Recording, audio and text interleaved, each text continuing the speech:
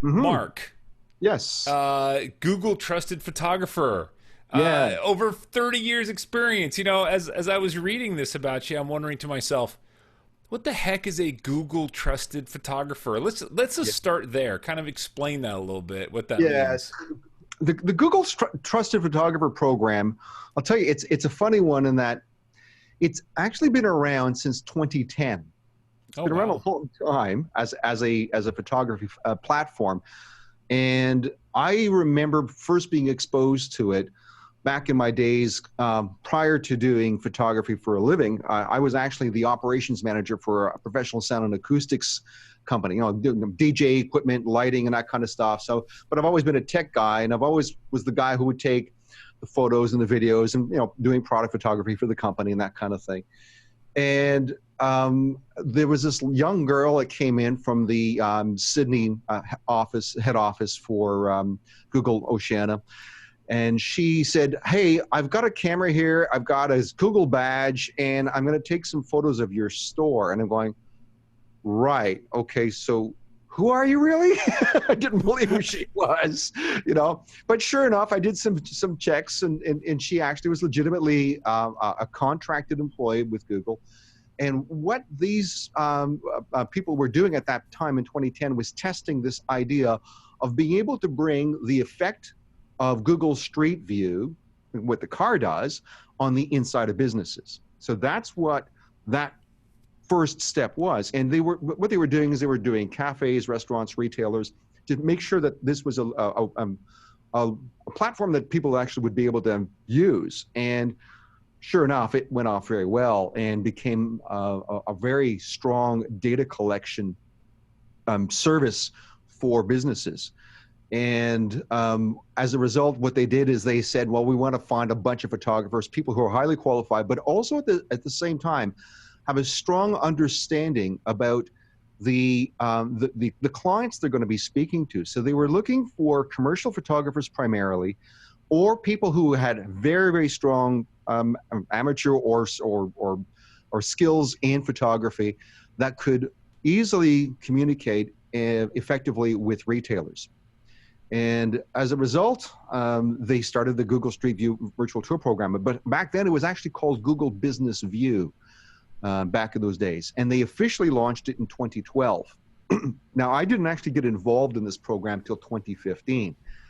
Because what had happened for me is I had moved on from being an AV guy, and I had gone into doing advertising and some photography for the tourism industry in the Hunter Valley. If you know anything about like the Napa Valley of California, well, the Hunter Valley is sort of the equivalent north of Sydney for us. Oh, okay.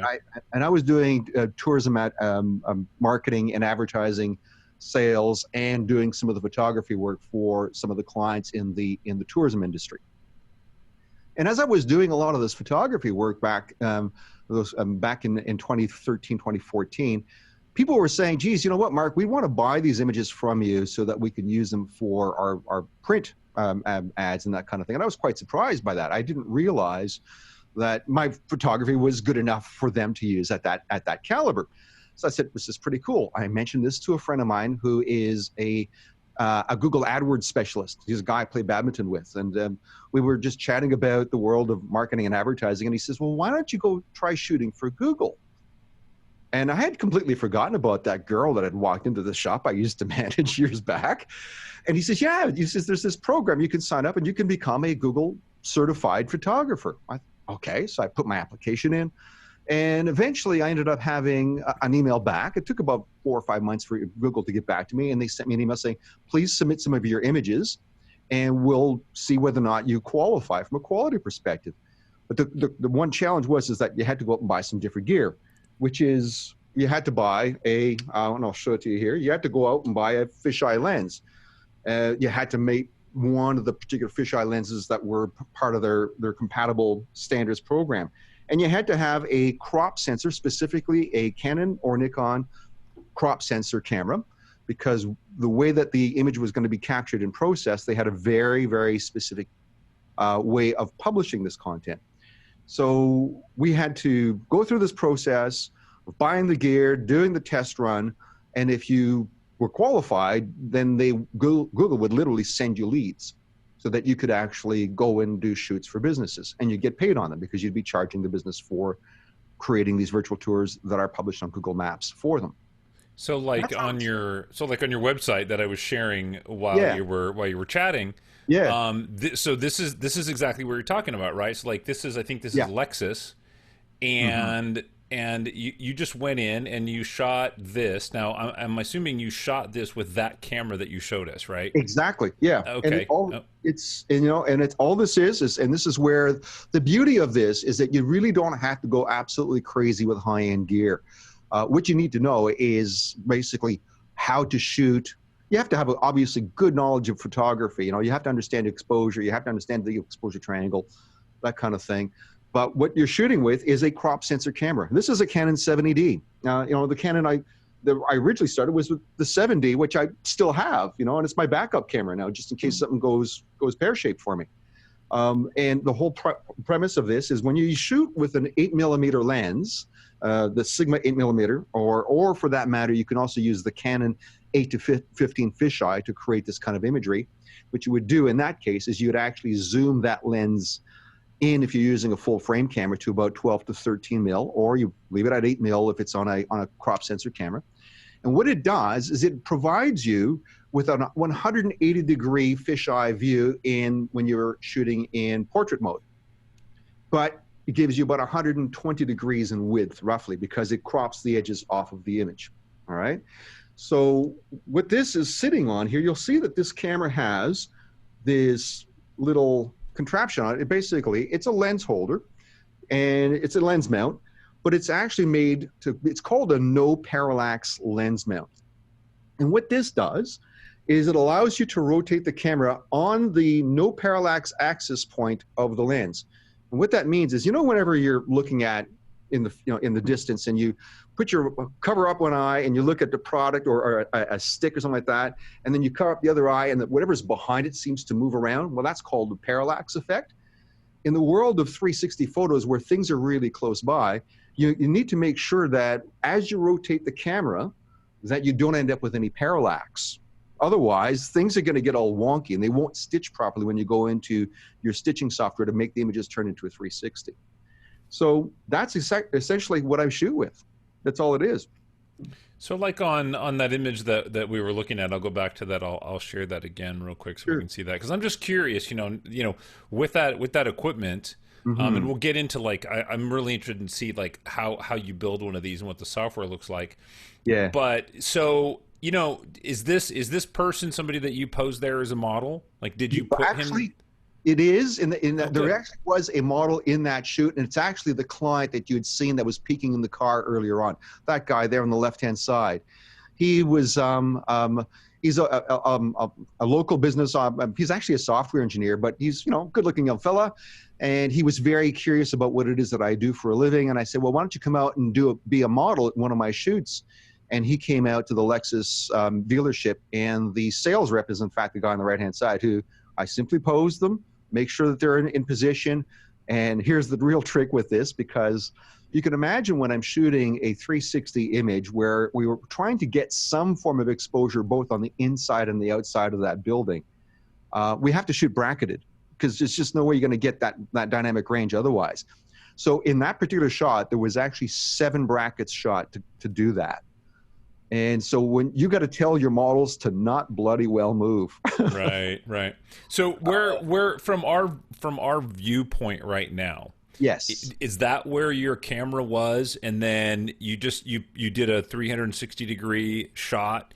That's and right. And then if I pop over to the next area, that's where your tripod was the next time, or Correct. your camera shot from the next time. Okay, that's right. So each time, so you've got to kind of look at this scene, and you've got to kind of figure out like, oh, okay, I need to go this far away, do another shot. They overlap just enough. I'm going to go over here. I'm going to do another overlap. Yep. Well, that's super cool. Okay. And the way that these overlaps are actually determined or calculated is based off of it's a very simple standard. If you were going to be walking around at that dealership, you would never walk through a car or jump over a counter or anything like that. So you simply need to make sure that each line of sight is a clear walking distance. Now, Google has some standards with how far apart each image should be. They personally, they prefer to have the images be between 1 to 3 meters apart. But we do actually have some latitude in terms of choosing that. There's a lot of times when I've actually shot virtual tours where I'm doing very large outdoor spaces. Probably my best example of that of all, it's kind of my most unusual client, but one of my best clients. It's actually a lawn cemetery. And you can imagine it's a 26-acre cemetery, right? It's huge.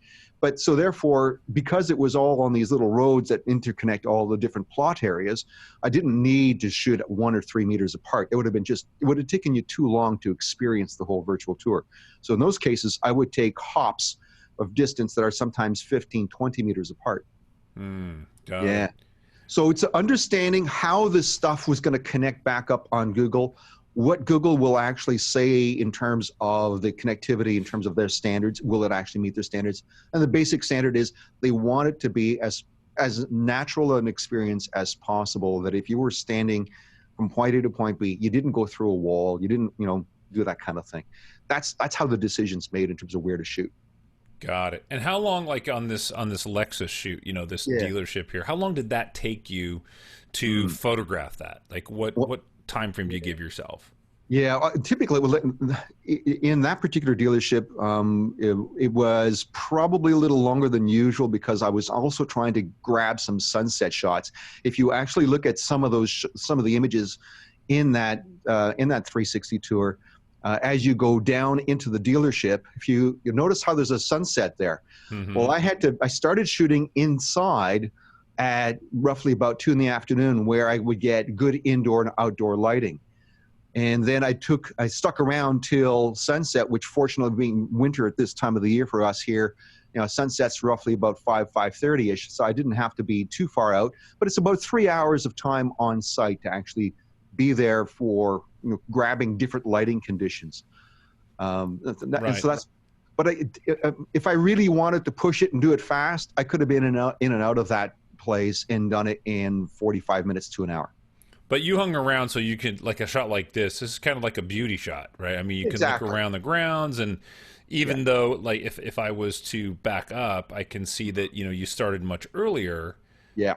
But it's really cool. It's really cool that when you get to, like, right here at this spot where you see the dealership and you can kind of see the cars and stuff, it's nice sunset light. So you did that on purpose to kind of give them a little bit more, photographic, essence in there. Absolutely. That's the whole idea. And that particular shot was, if you can tell, the camera's quite high up in the air there. That was shot at roughly about 4 meters in height. Now, if you look I don't know if you can see on the right-hand side, I'll just see if I can turn my camera over here a little wee bit. Okay, hang on. Let me stop sharing. There we go. There's a really tall tripod in the back over here, just over here. And that's actually a 7-meter tripod. So it's or tripod or overlook stand is actually the term for it. It's a Manfrotto 269 overlook stand, and it goes up to 7.3 meters in height. Not for the faint of heart, because when you get your camera up that high, you go wrong. You don't want to have that falling on the 3 or 4 Lexus cars right below you. Right. The wind can certainly have its way with something like that. So. Yeah. To jump a little bit more into the equipment, I mean, like you just showed the camera and that lens, so you're pretty much shooting with that. And then what kind of processing does it take for you to put that together on the back end? Okay. Special software? I mean, we're not using Lightroom and... Well, yeah, actually, I do use Lightroom. Lightroom is step one for me. I have essentially, you could say, 4 steps of processing. And the first point is to simply just import the images and do a quick sort, because when you're doing 360s, I'll actually overshoot quite a lot of the time. Because typically when you're doing a 360-degree image with a fisheye lens, you require 4 fields of view to complete the full sphere, the full photosphere. Got it. That gives you that 360 where there's enough overlap. You get about 20-25% overlap on your images, which is very similar to what you would have with the stitching that you'd want to do with a standard panorama in Lightroom. So what I do is I first go through and sort through all the images and make sure I get rid of all the trash. And then I go through and make sure that there aren't any challenges where I'm going to have to change or adjust the lighting a little wee bit on each image, because I don't want to do too much with them yet, because the next big step in the processing is to export everything out. Now, everyone who does virtual tours will do them differently. Some people just go with JPEGs all the way across. I don't. I prefer to stay in a 16-bit TIFF world just to make sure that the image quality and the dynamic range stays good, and the color range stays good.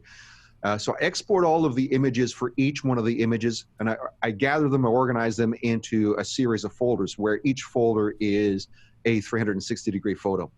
And then I put them through another piece of software called PTGUI. Now, PTGUI is the best friend for virtual tour photographers. It's probably the most commonly used 360 stitching engine there is out there. There are other ones like Enfuse. In fact, actually, there's another one called, I think it's, I forget the name of it. There's another one. It's out of Hong Kong.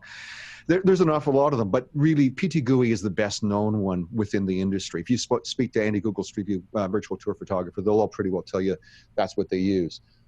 So that's my choice. I'm just going to straighten the camera a bit here. So what it does is it has the ability of combining a blend of different brackets, and at the same time, you're not just getting a blend of brackets, but you're also getting the blend of the 360-degree view. And what it does is it puts essentially little tracking points all over the image where you can match each point of each one of the 360 photos, each one of the fisheye shots. And that allows you to make sure that you don't end up with stitching errors. Because one of the things you'll see often in the world of bad 360s is there's a lot of stitching errors where, cars don't overlap properly. You'll see the windscreen coming down, and so suddenly the windscreen starts back up over here, and it keeps going. And it comes down to having not used the equipment properly or the software properly. Using PTGUI does take some time to learn.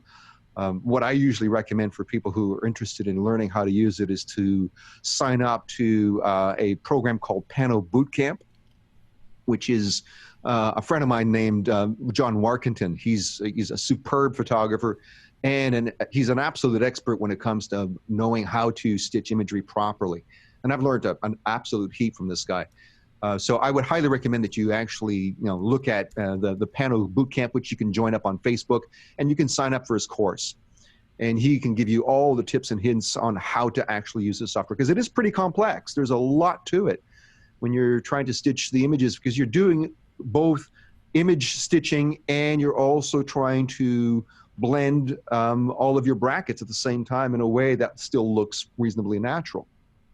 Right, and I'm looking that up, and that's not expensive software. It looks like it's like $150 or something like that. Yeah, that's for the standard. I do highly recommend PTGUI Pro, the Pro version. There's a huge difference in what you can do with it.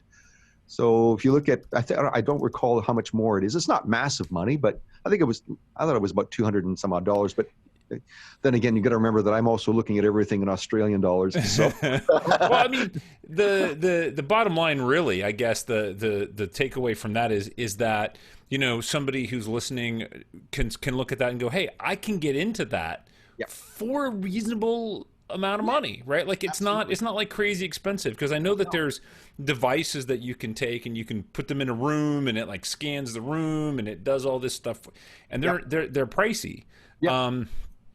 This is something that somebody who's already an architectural photographer or a real estate photographer could add to their bag of tricks and say, hey, so because you're a Google trusted photographer, can somebody use that same software and the same ability and create content for somebody without the Google partnership? Absolutely, yes. In fact, it's a huge, the largest marketplace in the States right now for 360 photos is in fact the residential real estate marketplace. That's what I would imagine. Yeah, it would be. And they tend to use one of those more expensive cameras, which does all of the stitching work for you, but it's actually not a proper 360 camera.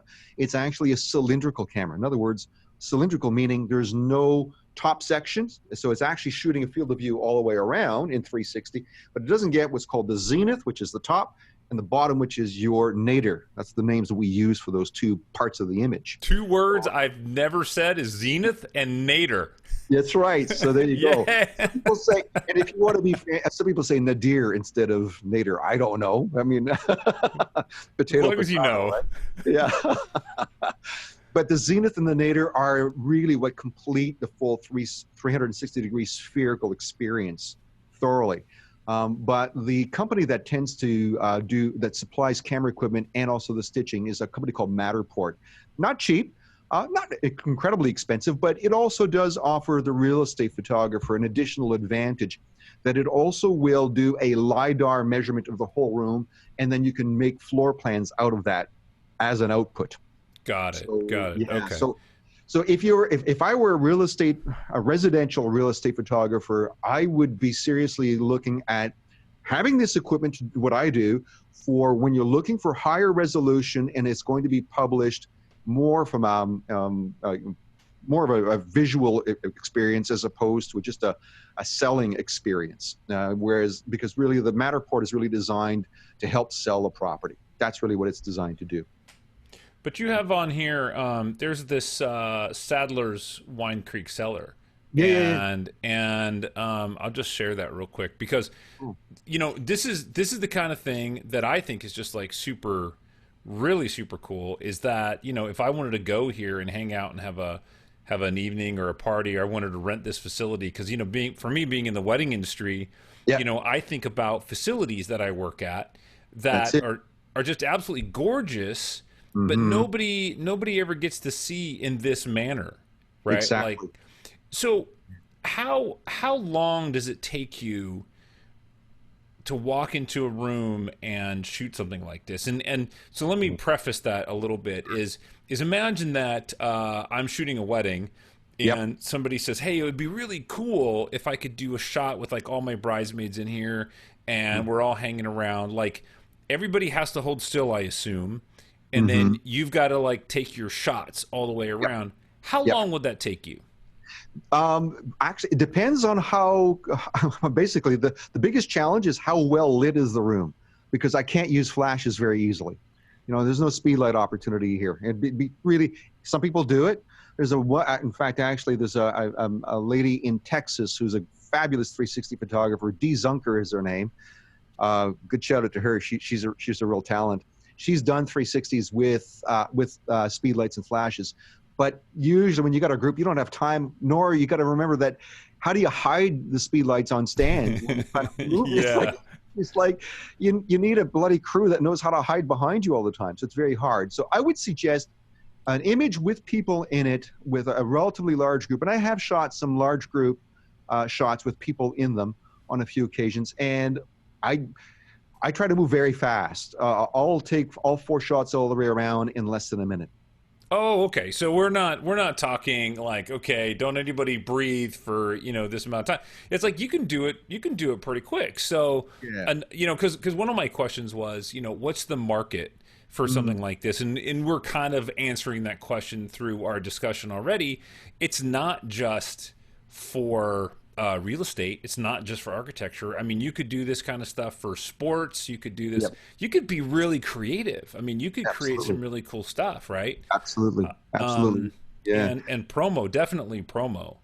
Absolutely. You know, it really, you know, it's an interesting place, the 360 world, because really it sits, I'll say it sits in between 3 worlds. It sits in obviously the artistic space, simply because it's really cool, and you can make, as you've seen some of the other work I've done, like in the little planets and those types of photos, where you can actually show a 360 image that's actually shot from one single field of view. That's pretty cool. But then there's the commercial application, whereby it's basically just data collection. In fact, one of the areas where, I'm speaking about different market areas where this is becoming a popular new idea, is insurance. Think about the insurance claims world. If you're an insurance adjuster, wouldn't it be cool if before you decide that you're going to take on a new client, that you've got a 360 virtual tour of their manufacturing plant, so you know exactly what you're insuring? And if ever there was a claim to be done, send back that same 360 photographer to take the shots from exactly the same place so you can assess exactly what the net result of the damage was from a fire or whatever the case might be. You get a far better idea of what actually is in place. Is there some way to record like GPS locations where you've shot that image? So, Yes. because when you talk about insurance, my father did a lot of insurance claims for homeowners insurance. And a lot of times after the fact, like you'll show somebody a photo and you'd be like, no, the tree fell into the house. And then you got to show them another photo. Exactly. And then it's very confusing. I could see this, where you could get with insurance agents, you could get with lawyers, you could get with like CSI prosecution, people like that. Kim Shapiro's on here. I don't know if that's something that they do or if that works for her. To be able to see an entire scene or an area in a way that you just can't do with flat imagery. Exactly. So in order to see this or show this or share this with somebody else, like what is the kind of software that you need to have? Is there anything special, complicated, web only? Well, yeah, it is pretty well. It's not necessarily web only, but it's definitely device only. You can print 360s, but man, it's going to be one hell of a lot of printing. Well, I mean, just like, if somebody were to go out and photograph something, like, oh, here's my warehouse. I want you guys to see what I'm going to provide for you for storage. If you want to hire me. How would you share that with a client? I mean, was that something that you would tell me how you would do that? Yeah, there's two ways. Number one, as often as possible, I do recommend publishing on Google Maps. And that means obviously using a Google Street View, a trusted photographer, because we'll have the access to publish directly on Maps. You can actually even publish yourself. It's just a little complicated. A lot of people find the whole process just too daunting and they just hire someone to do it. Cost isn't really worth your while doing it yourself as a business. And the advantage then becomes is actually adds to the whole SEO of a business. So if this was a business that would benefit in any way, shape, or form of being better found in Google Maps, so restaurants, cafes, retailers, car dealerships, anything like that, publish on Maps, it's the easiest way because they already have their own 360 hosting engine that you don't have to muck about with. Once it's loaded, it'll play. You just got to basically find where the little blue dot on the map is and show it off. You can easily link to it.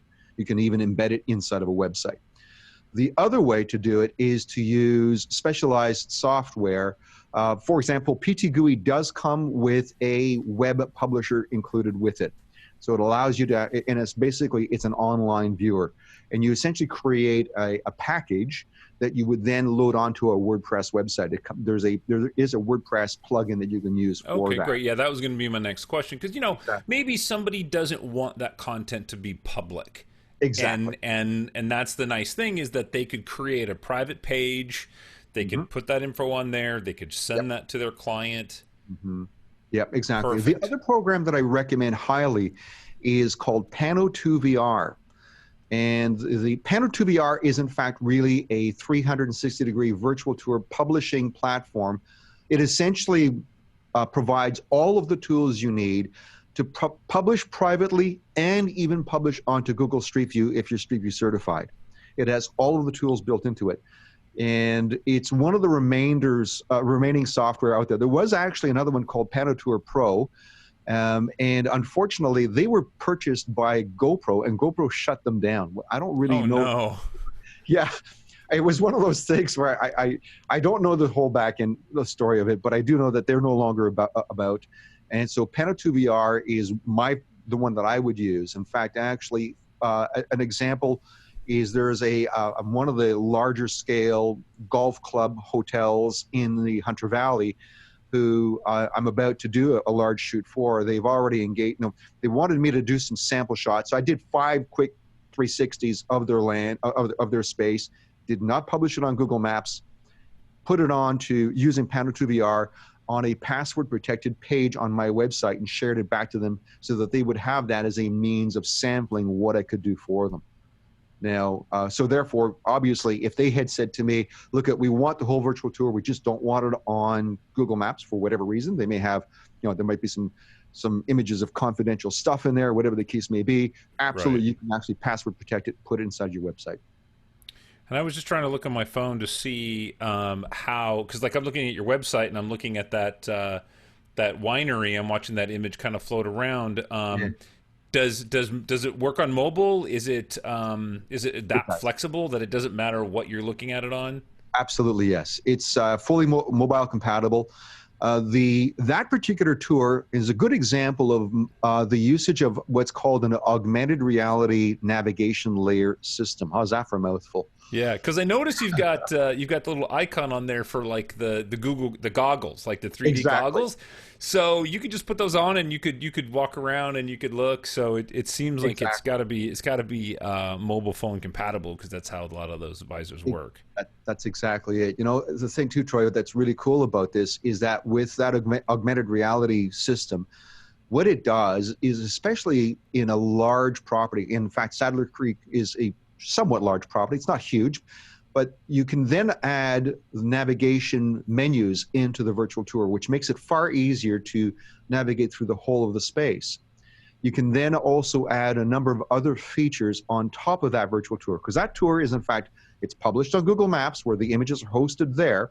So they get all the SEO value of having more and more hits on their Google My Business page where the images are hosted. But with the augmented reality layer, what they also have is the ability to quickly navigate throughout the tour. And also, if they wanted to, they can add Google Analytics to the virtual tour so they can see what part of the tour is getting most usage. Wow. You can add hotspots. So, for example, in fact, I didn't do it for them, but I have done it for other people, where you have a virtual tour with a product on a shelf and a hotspot where you have a button on it and it's a buy now. Click, boom, put it in your shopping cart. I was gonna ask because like I'm looking at the distillery right now, being like, oh, I want to go to the distillery, The but 100, yeah. you'd be like, oh, that's the the item that I want. So being in this space that you're in, do you see the adoption of this type of technology growing, or is it still sort of like really nichey? I mean, are businesses thinking like, hey, I want somebody to come and browse my store this way and buy that shirt or buy that bottle of whiskey or buy that, Yeah. whatever? It's still quite a bit of a niche. It really is. It hasn't gotten to the point now where the phone's not ringing off the hook. Let's put it that way. I still have to do. I'm a pound kind of guy looking for clients like everyone else. I do a lot of other things to market myself. Primarily because it still is something that does require a lot more thinking about how you would actually leverage and use this. You obviously can't turn around and just use it as print. So unlike a photo that you would pop it onto Instagram, pop it onto Facebook, and make a brochure out of it if it's a good quality photo, that's easy enough to understand. Whereas with 360 content, it's a more limited usage, but a far more powerful usage. So it does require the business owners to think more clearly about how are they going to use this? How are they going to leverage this in the most effective manner? So it does require some explaining.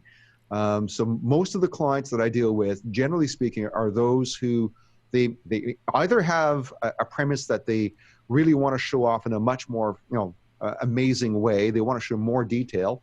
And they also want to show it more authentically. This is one of the things that's important to remember, is that there's this feeling when you're looking at 360 content that nothing's photoshopped, right? Oh, Like, right. Yeah. I yeah, mean, you forget, you you think could you're though, there. right? I mean, you could. Yeah. In fact, in the hotel and motel industry, all of the TV screens inside of a motel room, I'm photoshopping still images that I've shot of the local area and popping it back on the screens to make it look like it's they don't know that. But it makes it look very, very legit, and it's something that doesn't take away from the shoot, and it just looks better than a blank screen. Right. Well, I mean, that's what you do in architectural photography is you Exactly. make Yeah. the image beautiful so that you can sell it. Having an empty window or blown out sky in the background or a TV or a picture frame that has nothing in it, Yeah. it doesn't feel homey. And like on the Lexus dealership where you had humans in there looking Yeah. in a car or shaking hands, like Hmm. man, that really draws it in.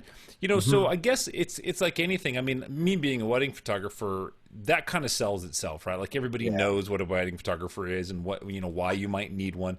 But this is something that you really just you've got to sell, right? Like you've got to go to that dealership and say, "Hey, let me let me show you why this is going to be awesome for you, Exactly. and how I can help you grow your business, because there's a need there. Like Mm-hmm. right now, I'm looking at this thing going, oh my gosh, like Mm-hmm. this is Mm-hmm. really freaking cool, because I help Yeah. my facilities a lot of Mm-hmm. times to show them off so that they can communicate better to their brides. Like, what does this space look like? Exactly. In fact, I'm actually scheduled to do a shoot for a facility of that nature, and you may have even heard about it through your mate, who actually is from down under. He stays there all the time. This is called the Crown Plaza here on the Central Coast, and that's actually where he stays. When they've just finished doing a renovation of their wedding function center facility, and they've booked me in for doing a virtual tour for that place in September. So I'll be happy to share that out once I've actually completed the tour. That's up and coming. But that's the exact example of why they're going to be using it. They're going to be, of course, putting it on Google Maps and Street View for extra SEO value.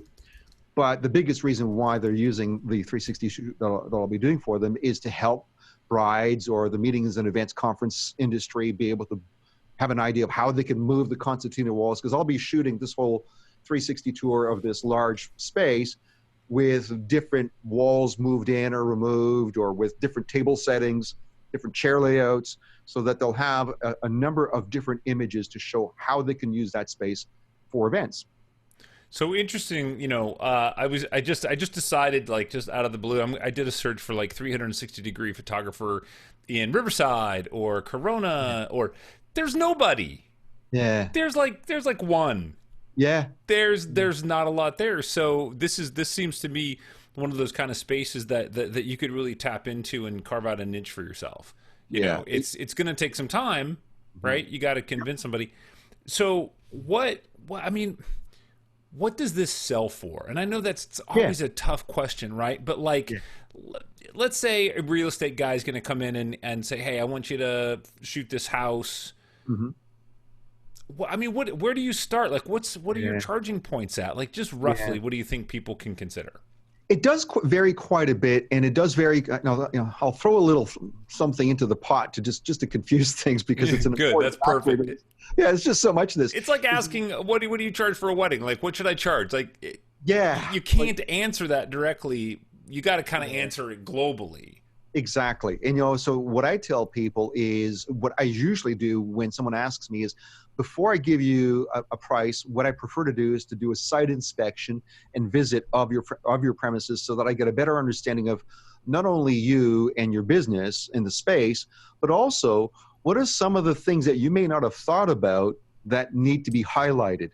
And for example, in the car dealership, one of the things that we wanted to do was to highlight that if you, and you probably didn't go down that path, but there's actually a meeting room that they rent out at the Lexus dealership for their best clients, or they actually probably allow them to use for no charge.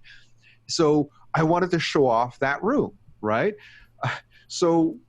But most people who would actually think of doing a virtual tour wouldn't necessarily think of showing off that room. Well, I've included that in there. So suddenly I'm throwing in 5, 6, 7 images just to get to that room, because I got to go down the hallway, around the corner. Oh, I did that. I went down the hall, and I'm like, this is so cool. Because if I go there, I'm gonna oh, there's the bathroom door. Like, when I get there, I'm gonna know exactly where I'm at.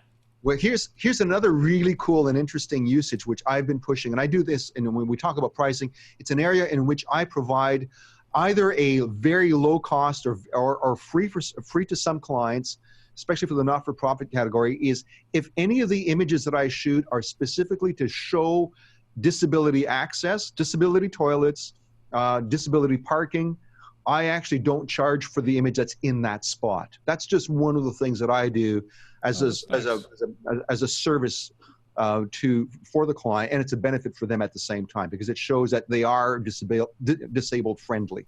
Right. So that's one of the things. But generally what I do is I do that walk around, and then I price it based on the number of images. I have a price per image basis, so that it's almost like buying a stock image where you're going up, but it's your own stock in that sense. Right. It's kind of a la carte, right? Because a dealership like that is going to take way more images than maybe a small single room restaurant. Exactly. And so that's fair, because your workload comes down, your time there comes down. Okay. Exactly.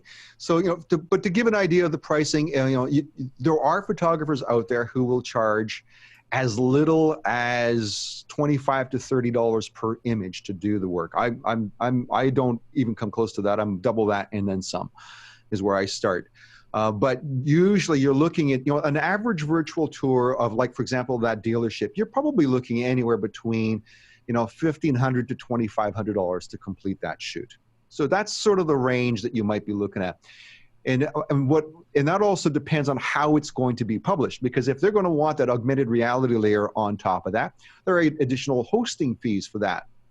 So then we have to think about not just the cost of the shoot, but also the cost of the post-production work to create the augmented reality layer, and then the hosting of that, because it's a fee for service that's actually hosted externally. Right. So that also becomes a recurring revenue model for me at the same time. So if you had a good client list, I mean, I'm thinking, if you had a good client list and you worked, one decent job a week or two a week, that's pretty damn good. That's no small potatoes. That's nice. Yeah. So, as a user, I'm looking at this and I'm wondering, like, can I jump to a section in the video? Is there a way for me to go, like, I just want to go straight to the showroom. I want to go straight to.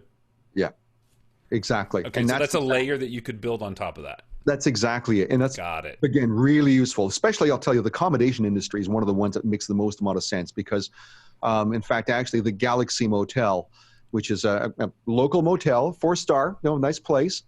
They have, if you actually go to their website itself, they actually host their virtual tour on the homepage of their website. It's the premium point of entry for them.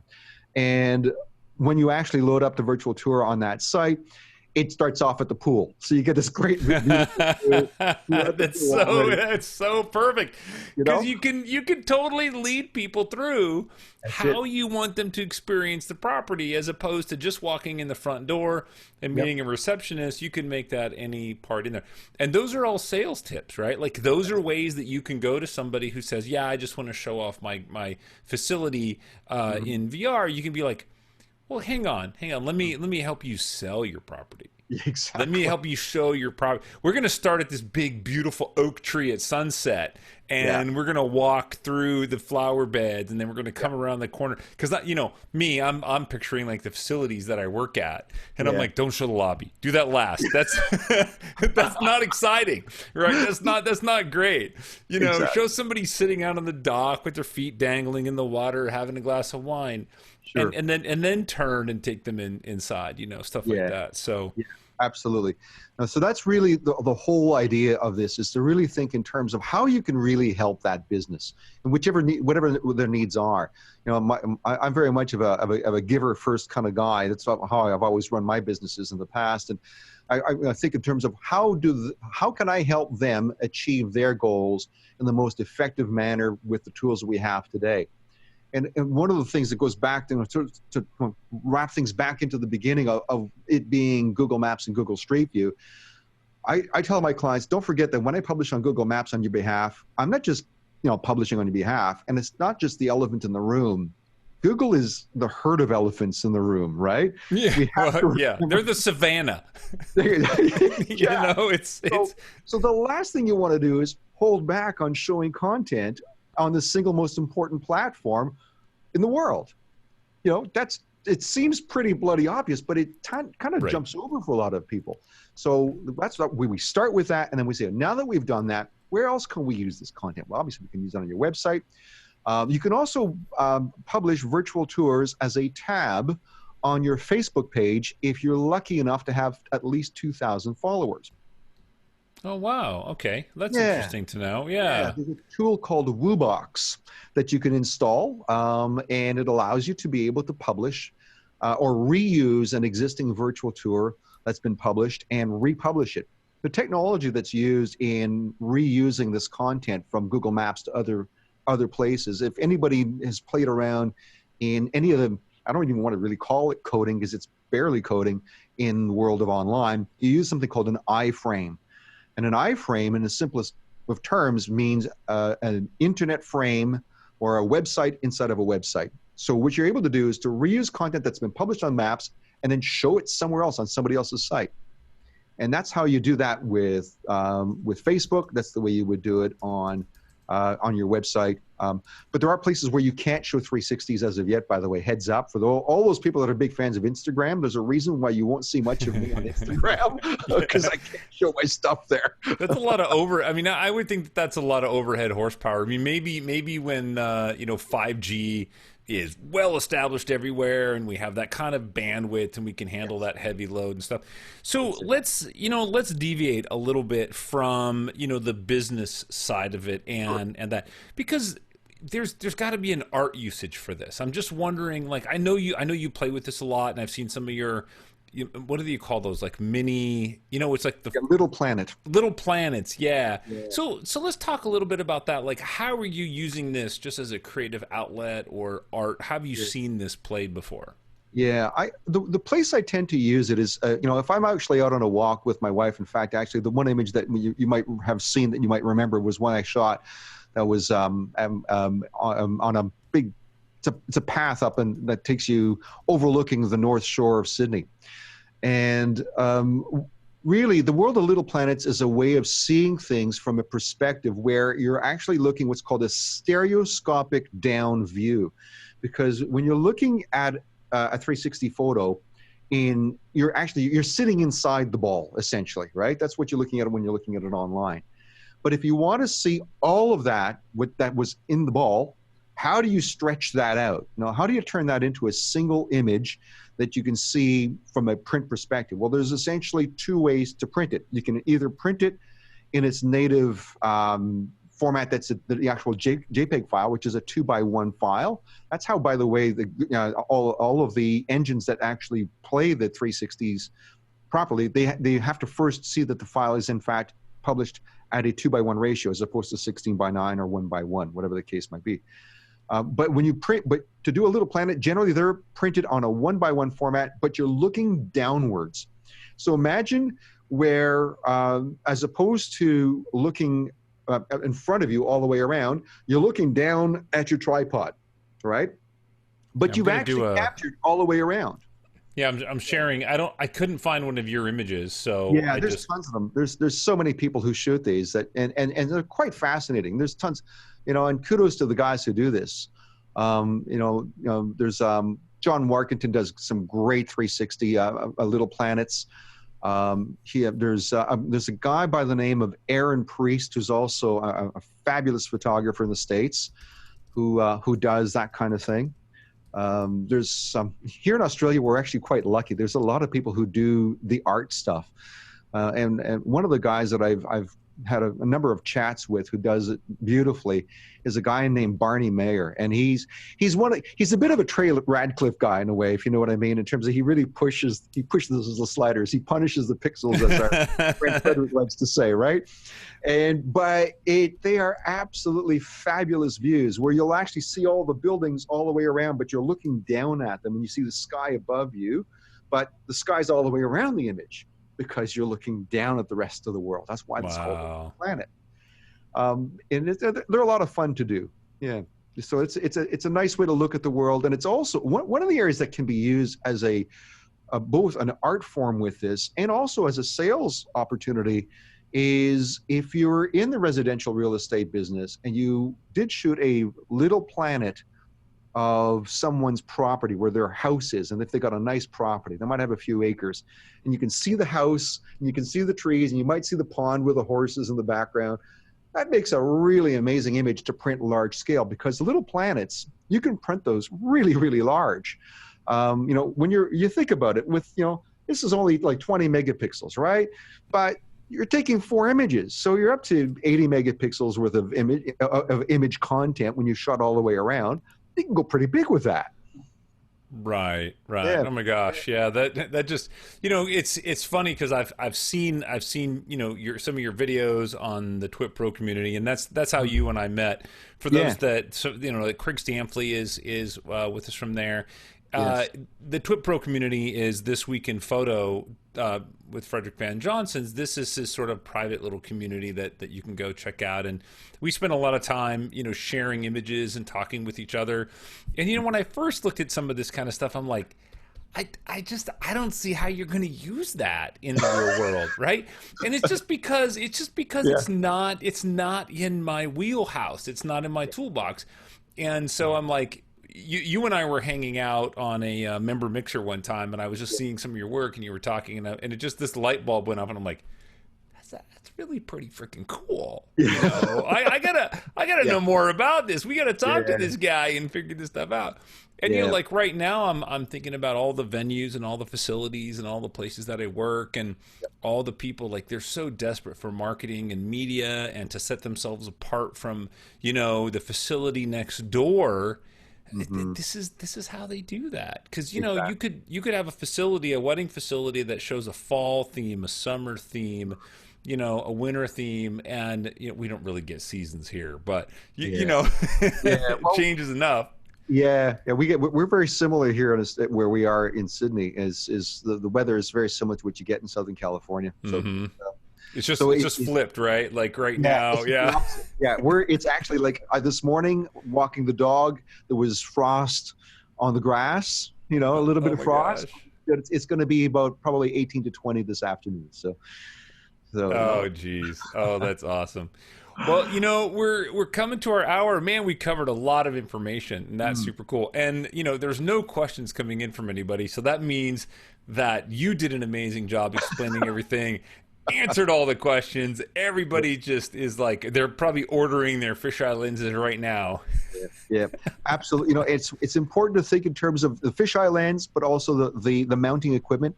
I should actually leave you with a little something for everyone to look at, because they'll need to buy some mounting equipment to do these 360s. And I can recommend one company in particular. It's they make this equipment over here. I don't know if you can see that. I don't know how well you can still hear me. Yeah, we can see it pretty good. Yeah, this is actually a panoramic head. So it's essentially a head that allows you to rotate all the way around, right? But it also allows you to, I'll just undo this here. So what you're doing is you're placing the camera here, right?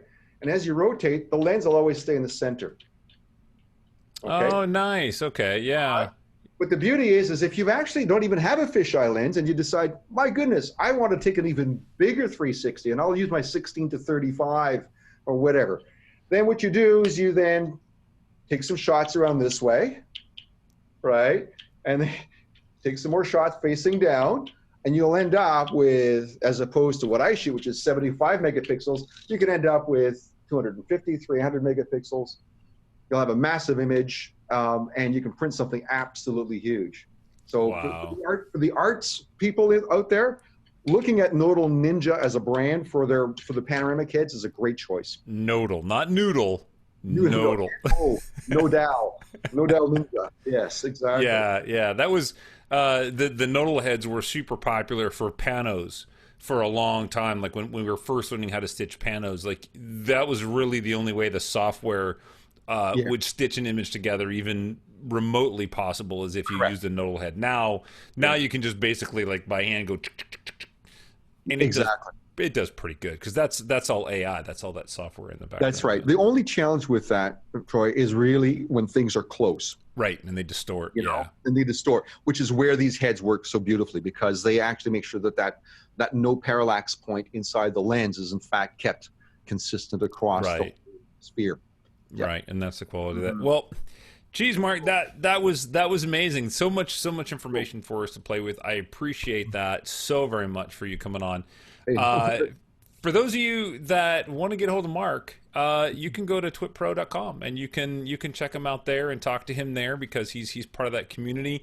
mhm. If anybody wants to chat with you or reach out to you, how would they find you, or if they just want to stalk you and your work? Yeah, cool. By all means, they can definitely find me by just looking up WorkPix 360 or workpix.com, which is my website. Hmm. That's probably the easiest way.